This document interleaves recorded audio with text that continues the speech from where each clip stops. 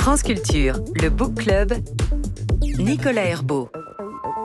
Solveig et Marie, lectrices du Book Club, qui nous accompagnent donc pour lire de la poésie et on les remercie chaleureusement. Bonjour Manou Farine. Bonjour Nicolas. Les auditeurs de France Culture vous connaissent bien puisque ils vous retrouvent tous les dimanches dans votre émission Poésie et ainsi de suite et en podcast bien sûr sur l'appli Radio France.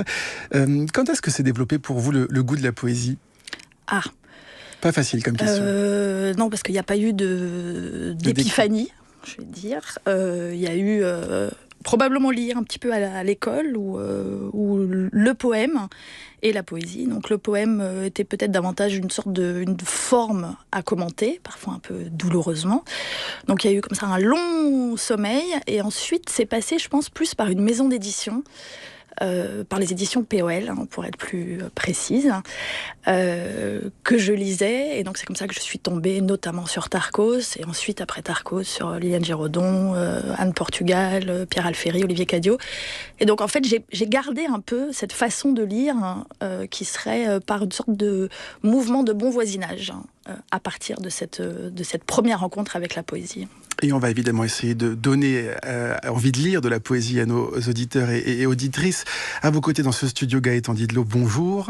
Bonjour. Libraire à la librairie EXC, située passage Molière à Paris, en face de la Maison de la Poésie, et donc évidemment une librairie spécialisée dans la poésie. Elle vient tout juste de fêter son premier anniversaire. Quelle était l'ambition à l'ouverture de cette librairie consacrée à la poésie ? Une ambition, je ne sais pas si... Il y avait un manque peut-être. Non, en tout cas, on n'a pas du tout fait d'études de marché ou de choses comme ça. En fait, on était plusieurs, un collectif. En fait, c'est un collectif de 7 personnes qui animait la librairie. Et simplement, en fait, il y a eu une congruence d'énergie à un moment donné et on s'est posé la question, qu'est-ce qu'on voudrait faire nous ? Dans quelle librairie on irait, en fait ? Et c'est ça qu'on a essayé de fabriquer. Avec nous, à distance, également Pierre Vinclair. Bonjour. Bonjour. Vous êtes romancier et poète, donc vous avez participé à l'anthologie du Printemps des Poètes 2023 intitulée « Ces mots traversent les frontières, 111 poètes d'aujourd'hui » et vous y publiez évidemment un texte. Première question, vous prenez le temps que vous voulez, mais c'est quoi un poète aujourd'hui, en 2023, Pierre Vinclair ? Oh là là, un poète aujourd'hui, il y en a de plein de... Il y en a de plein de sortes et sans doute c'est à chacun de dire déjà s'il se sent poète ou pas et ce que d'après lui devrait être un poète. Malgré tout, s'il faut essayer de donner une réponse, je dirais qu'un poète c'est quelqu'un qui peut-être essaie de fabriquer des textes dans lesquels la question du sens fait comme une espèce de ligne problématique. Disons qu'il est comme si le texte était un drame dont le sens était un personnage principal, mais pas l'unique personnage, et donc il rencontre des opposants, il a des adjuvants, et il y a des petites guerres et donc voilà, la signification devient une espèce d'enjeu. Alors moi je dirais ça, c'est une espèce de scène de théâtre où le sens reste toujours en jeu. Alors on vous a donc demandé... un poète, c'est quelqu'un qui fait ça. C'est ça. On vous a demandé à tous nos invités de nous plonger, de nous initier de force, ou presque, dans la poésie contemporaine pour pouvoir en dessiner ensemble les contours. On va commencer par l'une de vos recommandations, Pierre Vinclair, c'est Marie-André Gilles, Chauffer le dehors, poème choisi et lu par Solveig, notre lectrice. Tous les paysages te ressemblent quand tu les éclaires. Le bois sale, les ruisseaux, l'apparition des huilkachan et des bus quand on en a besoin, les érablières dans les coulées, l'ombre des crans sur les montagnes, le couchant qui précise la ligne de conifères et Tuétine qui fait claquer les maisons. Les assiettes de nourriture, les promenades en char, le temps partout comme une donnée qui n'a plus de sens que dans l'altitude de nos organes. J'aimerais dire tout ça et arrêter de manger la peau de mes lèvres. Pierre Vinclair, c'est qui pour vous Marie-André Gilles ?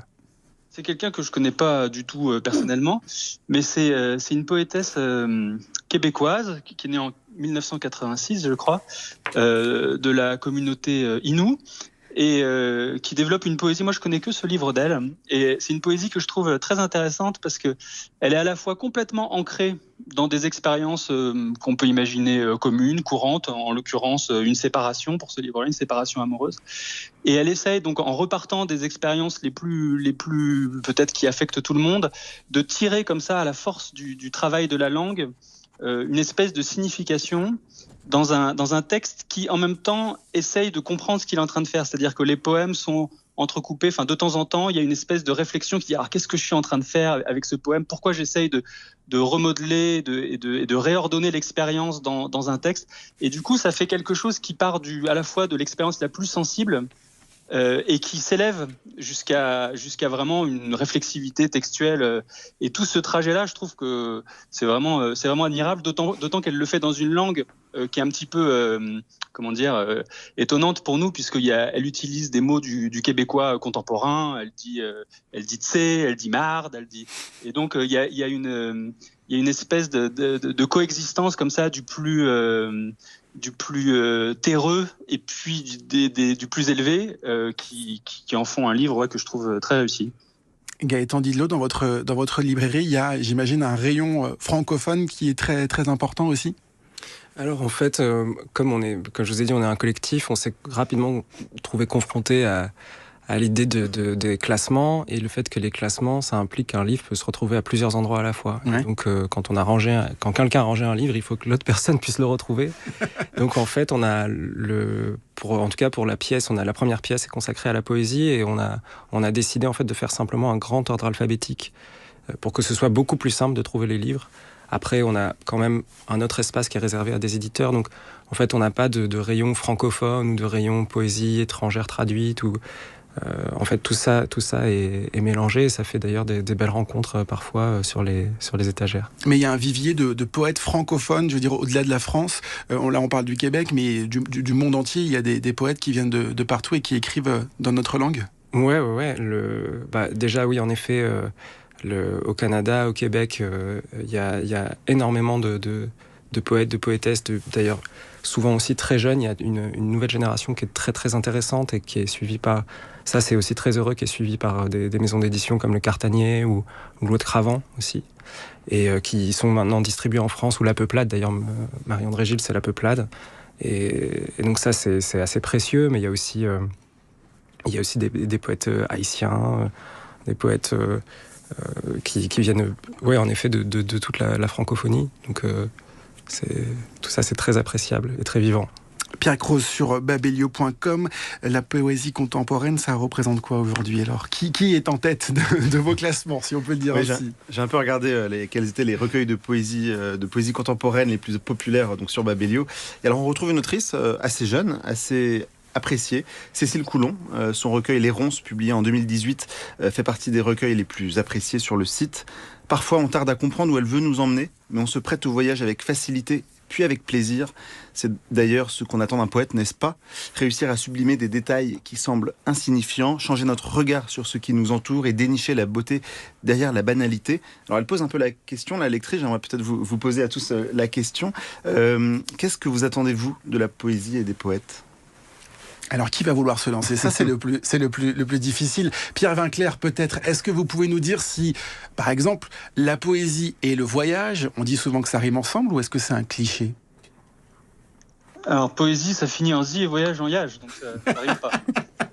Après cette brève considération phonologique, je dirais que oui, il y a sans doute un rapport dans la mesure où quand on voyage, quand on fait du tourisme, mais aussi quand on s'exile, ou quand on s'expatrie, on est forcément confronté à une réalité qui change un petit peu des habitudes, du vernis comme ça, de routine qu'on a, et qui fait qu'on remarque pas forcément les choses qui sont autour de nous, ou qu'on les trouve pas très étonnantes, alors que quand on voyage, n'importe quelle expérience, je sais pas moi, au restaurant, à la poste, devient comme ça chargée d'une espèce de signification exotique, étonnante, qu'on a peut-être envie de travailler, dont on peut se servir comme matière première. Donc je dirais oui, le voyage est propice à l'écriture de poésie, et réciproquement peut-être que la lecture de poésie propose quelque chose au lecteur.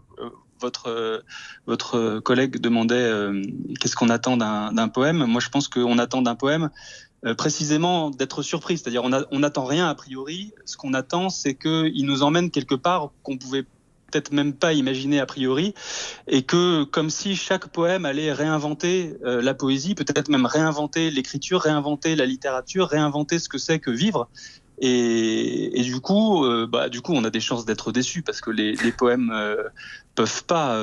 Je pense que ça, c'est quelque chose qu'il faut dire aussi, c'est que la lecture de poésie, c'est aussi une expérience de la déception.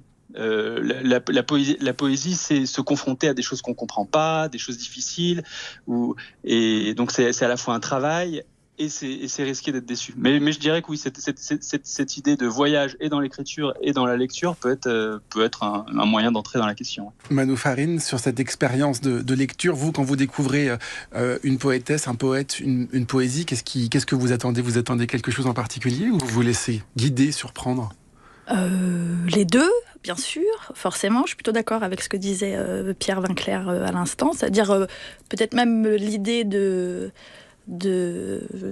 lire pour la première fois, quelque chose un petit peu de cet ordre-là, en tout cas quand j'ouvre un recueil. Et puis aussi, oui, cette notion d'effort, j'allais dire presque au sens athlétique du terme, mais pas au sens de l'illisibilité qu'on reproche très souvent à la poésie, mais qui peut être une belle illisibilité. Cette idée-là, justement, de faire une sorte de pacte avec l'auteur et avec cette langue.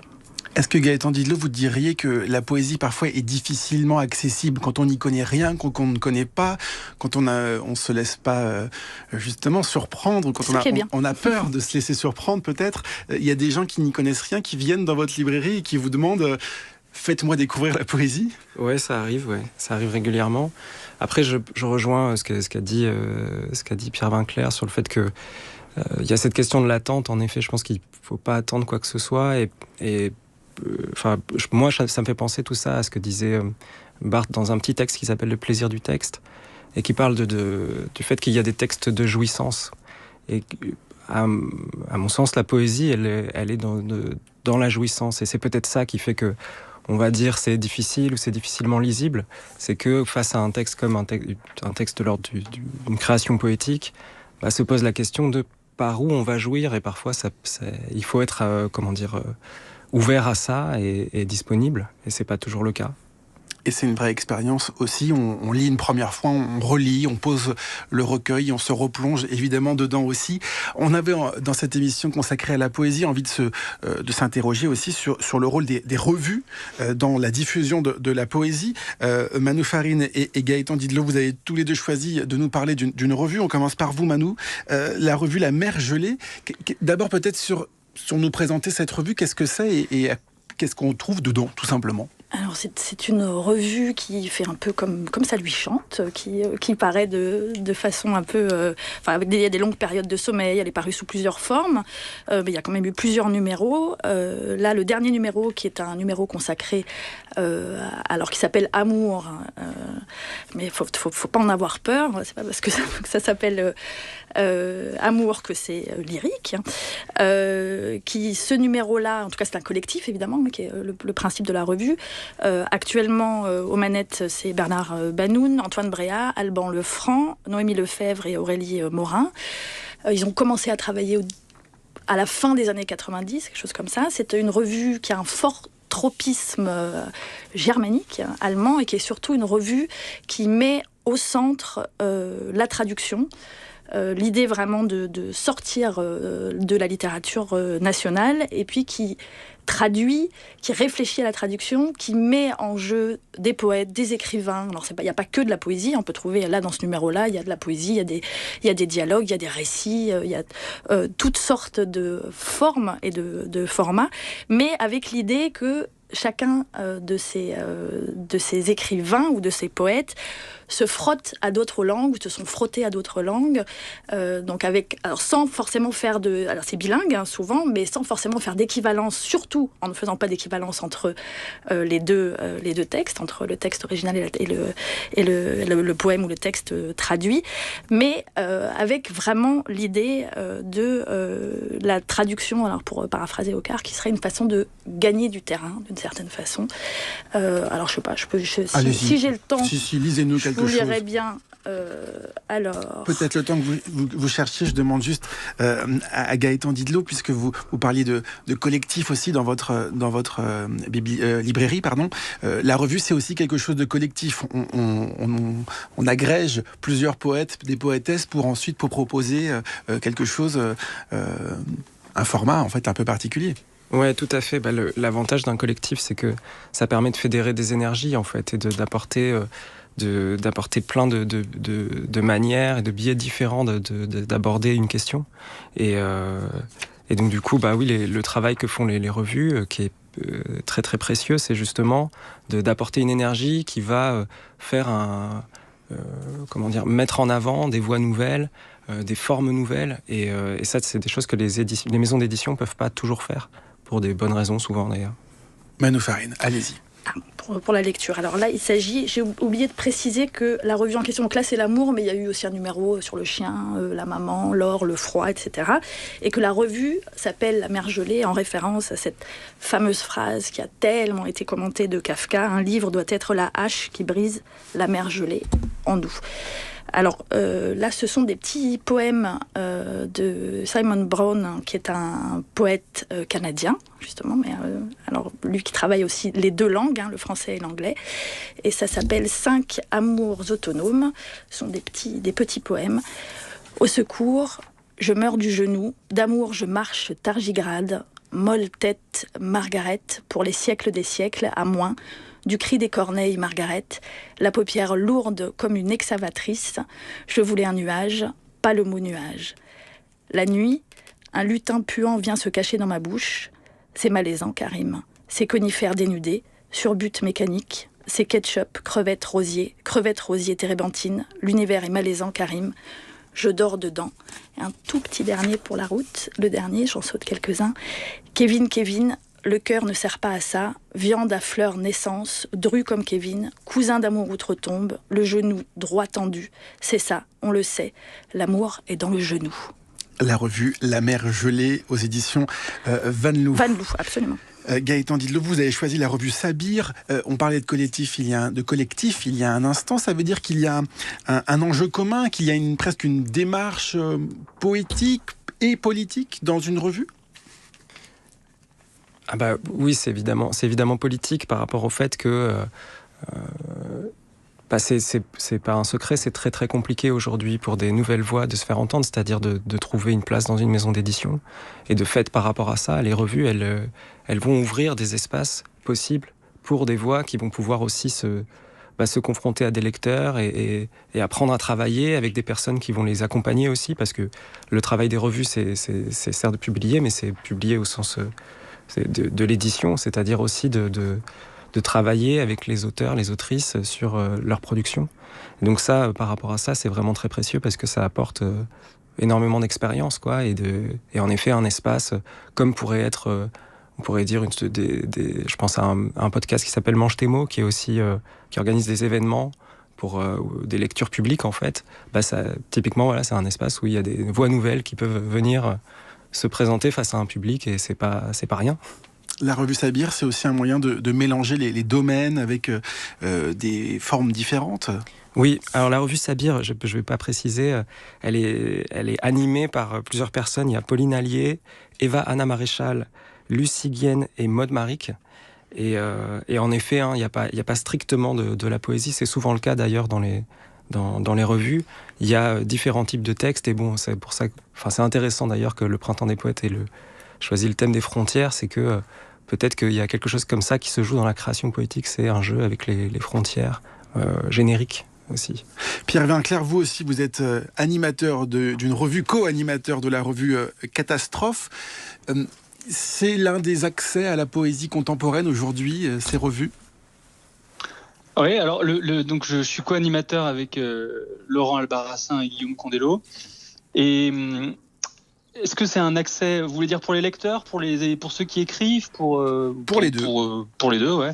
Alors pour les lecteurs, sans doute que ça dépend du support, parce que les revues qui sont sur papier, par exemple, se retrouvent dans des maisons d'édition, dans des librairies qui sont pas forcément des librairies généralistes. Vous trouverez pas à la Fnac des revues un petit peu spécialisées, etc. Et donc c'est sans doute pas par là que les lecteurs vont rentrer dans la poésie contemporaine. Je pense que les lecteurs, ils vont plutôt rentrer dans la poésie par des livres qui ont un petit peu plus de succès ou qui sont mis en avant ou bien par l'université, ou bien par France Culture, ce genre de choses. Je pense qu'en termes de lectorat, le lectorat des revues est un lectorat plutôt plus spécialisé. En revanche, c'est vrai que pour ce qui est des auteurs des revues, à la revue Catastrophe, par exemple, on reçoit quotidiennement des propositions.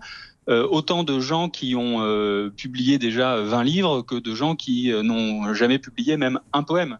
Et nous, on les regarde pareil. C'est-à-dire que les critères, on n'a pas une charte de critères extrêmement précis et détaillés, mais la manière dont on lit un texte d'un jeune auteur ou d'une jeune autrice est la même manière dont on lit un texte d'un auteur ou d'une autrice confirmée.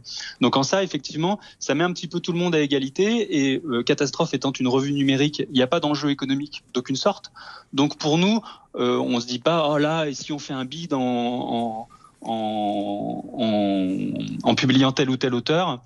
Et donc on peut aussi publier des choses qui nous touchent vraiment, alors même que ça correspond à un goût peut-être singulier qui va toucher personne. Alors en ce qui concerne les revues numériques, c'est vrai que la question du lectorat est un petit peu différente que pour les revues papier, puisqu'il y a cette idée évidemment que, étant sur le net, on peut arriver en quelques liens sur notre revue. Elle est gratuite. On peut s'y abonner gratuitement. Je vous invite à le faire d'ailleurs. Et du coup, on a un lectorat qui est un petit peu plus développé sans doute. Par exemple, nos parents, nos cousins, peuvent être abonnés à la revue Catastrophe, alors qu'a priori, c'est pas du tout des gens qui iraient non pas seulement s'abonner à une revue de poésie papier, mais même lire un livre de poésie en papier. Donc en ça, c'est intéressant aussi de voir comment les cartes sont rebattues, à la fois au niveau des auteurs, puisque des auteurs confirmés sont sur le même pied que des auteurs débutants, et aussi au niveau des lecteurs avec la plateforme numérique, quoi. Un tout petit mot, Pierre Vinclair, sur l'idée aussi du caractère politique de ces revues, de ce format-là, de ce format collectif, de travailler tous ensemble sur peut-être un thème commun aussi, sur des valeurs, sur des idées. C'est aussi ça, une revue ? Oui, c'est évidemment ça. Nous, à la revue Catastrophe, on fonctionne avec des dossiers.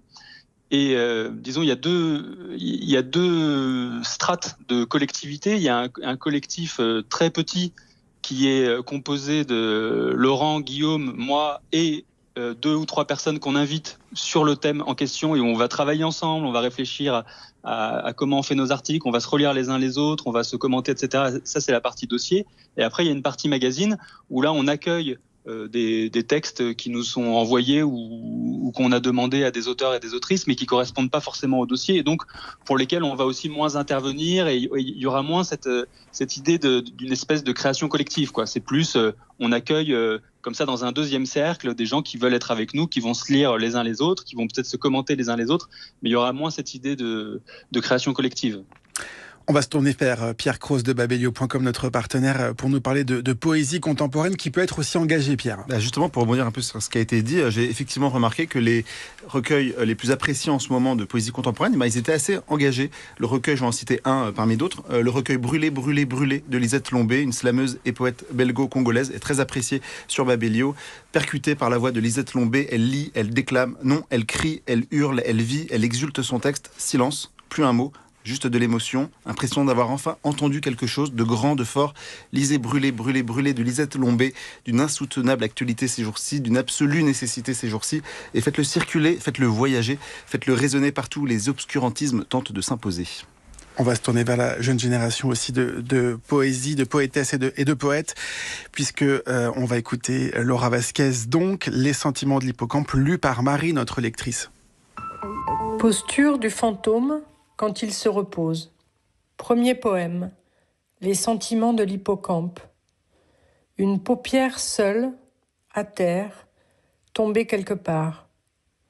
Le corps fait ce qu'il doit. Un grand rouleau de bandage autour du monde. J'aimerais bien genre un ange. Je dois tuer un ange au hasard. Tu sais, il ne meurt pas.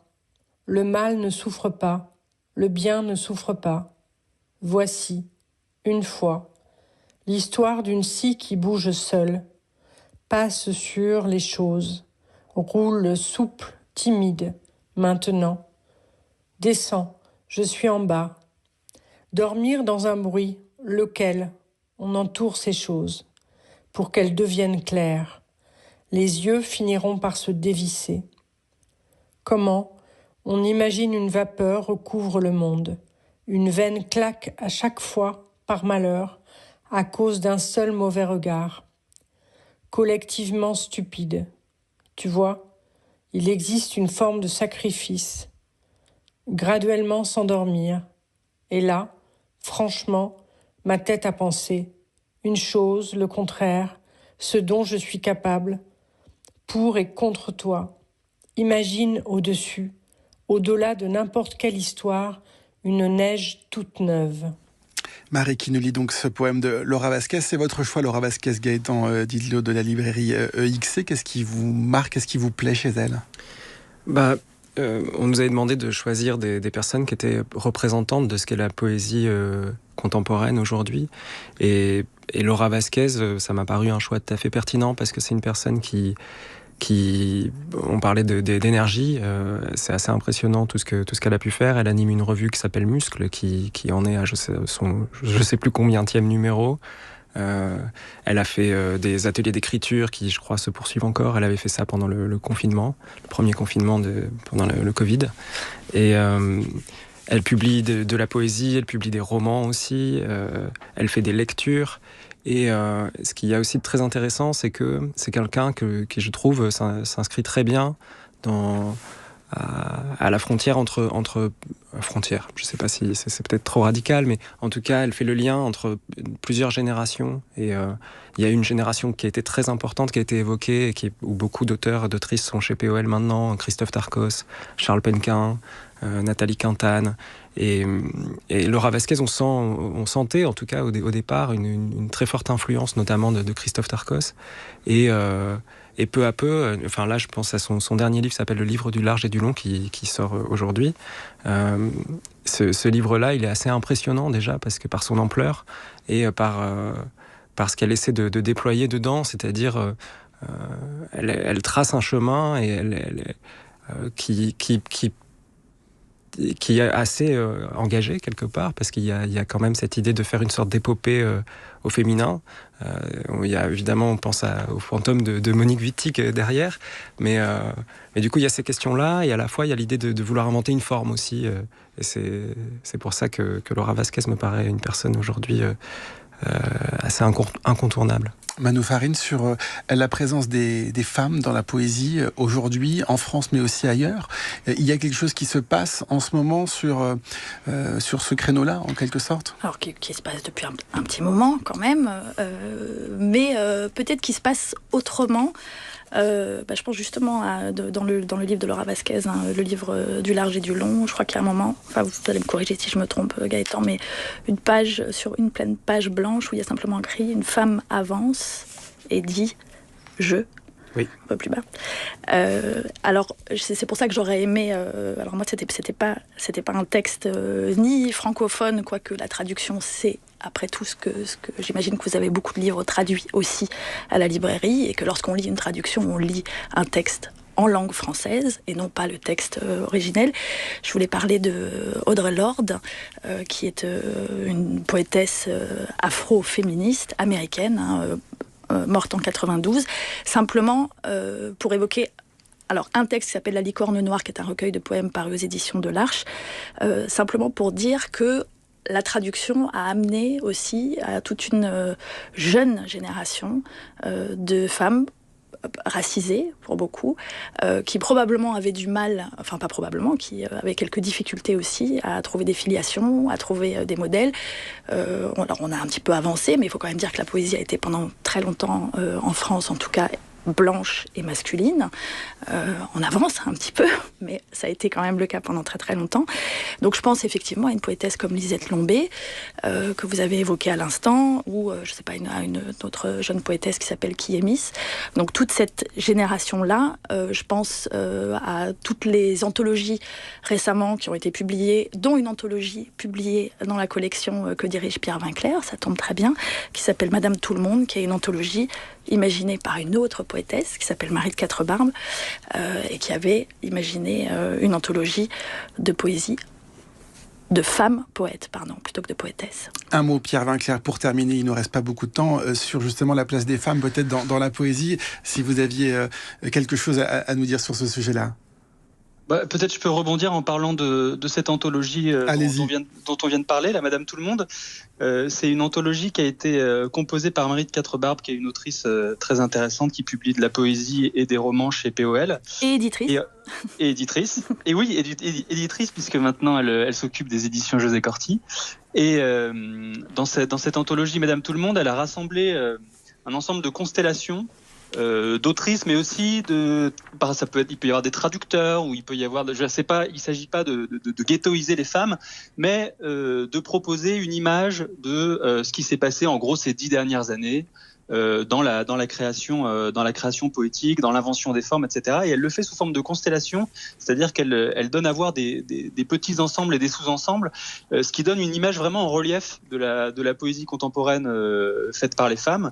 Et on voit tout un tas de problèmes, si on peut parler un petit peu plus techniquement. Par exemple, je sais pas moi, la question de l'écriture inclusive, qu'est-ce que ça fait à la poésie, mais aussi la politique, comment est-ce qu'un texte peut s'engager politiquement sans rien laisser sur la question de la forme, et donc faire de l'engagement dans la langue un engagement politique lui-même, ce genre de questions-là qui sont prises et traitées par ces constellations d'autrices, ça en fait un ouvrage vraiment intéressant. Et on mettra évidemment toutes les références, puisqu'on a essayé de vous donner aux auditeurs et aux auditrices l'envie de découvrir de la poésie, de se lancer dans la lecture de la poésie. On mettra toutes les références sur notre page internet, la page du Book Club sur franceculture.fr. Merci beaucoup Pierre Vinclair d'avoir été avec nous. Je rappelle votre contribution à l'anthologie du Printemps des Poètes intitulée « Ces mots traversent les frontières » aux éditions Le Castor Astral, à l'occasion donc de ce 25e Printemps des Poètes qui débute. Merci à vous Gaëtan Didlot de la librairie EXC qui se situe Passage Molière à Paris d'être venu ici, librairie qui est consacrée à la poésie et qui fête sa première année. Merci à vous Manou Farine. On vous retrouve le dimanche à 16h sur France Culture pour votre émission Poésie et ainsi de suite en podcast sur l'appli Radio France. Et elle revient quand votre émission ? Elle revient le 9 avril. Et ben voilà, on a pris rendez-vous. Merci également à Pierre Cross qui est avec nous, notre partenaire de babelio.com.